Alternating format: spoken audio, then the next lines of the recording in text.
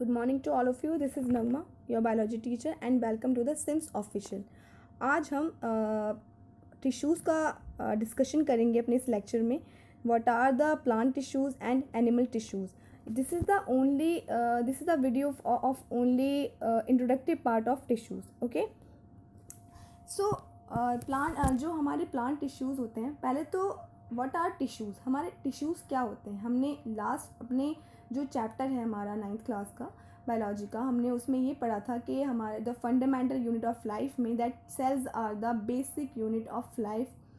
Sales जो होती हैं हमारी बेसिक यूनिट होती हैं लाइफ की, जहाँ से लाइफ हमारी क्या होती है, ओरिजिनेट होती है. ओके.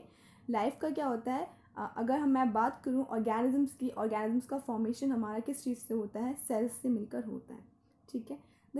तो सेल्स क्या करती हैं, एक ऑर्गेनाइज्ड वे में एक दूसरे से मिलकर जुड़ जाती हैं और टिश्यूज़ का फॉर्मेशन करती हैं. यही टिश्यू आपस में मिलकर ऑर्गन का फॉर्मेशन करते हैं एंड कंप्लीट ऑर्गन सिस्टम का फॉर्मेशन होता है. ठीक है. So this is the definition of tissue. A tissue is defined as a group of cells with similar structure and organized to do a common function. अगर मैं बात करूँ तो प्लांट टिश्यू को हमने क्लासीफाई किया है into two categories, the meristematic tissue and the permanent tissue. In meristematic tissue क्या होती है, ये डिवाइडिंग सेल्स होती हैं. मेरिस्टेमेटिक टिश्यू डिवाइडिंग सेल्स होती हैं और क्या करती हैं, ग्रोइंग पार्ट्स में प्रेजेंट होती हैं. हमारे ये प्लांट्स की ग्रोथ में हेल्प कराती हैं, प्लांट्स को ग्रो कराने में, ग्रोथ में हेल्पफुल होती हैं हमारी. अगर and apical the meristematic tissues also categorise into a 3 categories, which is first we have the apical meristem, the lateral meristem and intercalary meristem. In apical meristem आप देख सकते हैं कि ये हमारी रूट्स एंड लीव्स के या प्लांट्स की टिप्स पर प्रेजेंट होते हैं एंड ग्रोइंग रीजन होता है हमारा ये. ठीक है. And the permanent tissue also are classified into 2 categories, the simple permanent tissues and the complex permanent tissue. You can see in the diagram also. The simple permanent tissue having a 3 cells, the parenchyma, collenchyma and sclerenchyma. The parenchyma cells जो होती हैं हमारी, ये unspecialized cells होती हैं with having the thin cell wall and they are living cells, जिसमें हमारे sales के बीच में इंटरसेलुलर स्पेस प्रेजेंट होता है. अगर मैं बात करूँ collenchyma की, then collenchyma having the pigment of chlorophyll and help the in the process of photosynthesis. The sclerenchyma cells are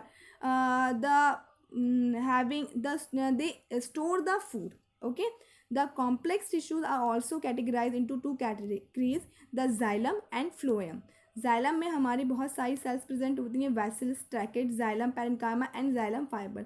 हमारे प्लांट्स में क्या होगा, हमारे प्लांट्स को भी क्या चाहिए, न्यूट्रिएंट चाहिए, वाटर चाहिए. तो ये जो हमारे कॉम्प्लेक्स टिश्यूज़ होते हैं, यही आपस में मिलकर वैस्कुलर बंडल का फॉर्मेशन करते हैं एंड पूरे प्लांट्स में न्यूट्रिएंट को प्रोवाइड कराते हैं, वाटर को प्रोवाइड कराते हैं. ठीक है.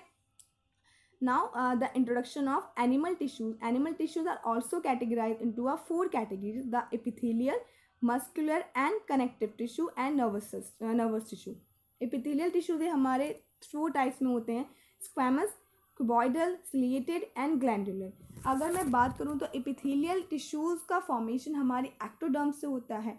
ठीक है. And muscular tissues having also a skeletal, smooth and cardiac muscles. You can see in the diagram also. So connective tissue is also categorized into 4 categories, areolar tissue, adipose tissue, skeletal and fluid. The areolar tissue is subcategorized into a loose and dense, and in dense part we having the tendon and ligaments.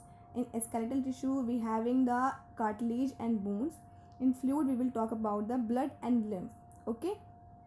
कि कैसे connectivity show करता है, हम इन सब के बारे में brief में डिस्कस करेंगे. You can see in the diagram also the areolar tissue and the adipose tissue. Okay.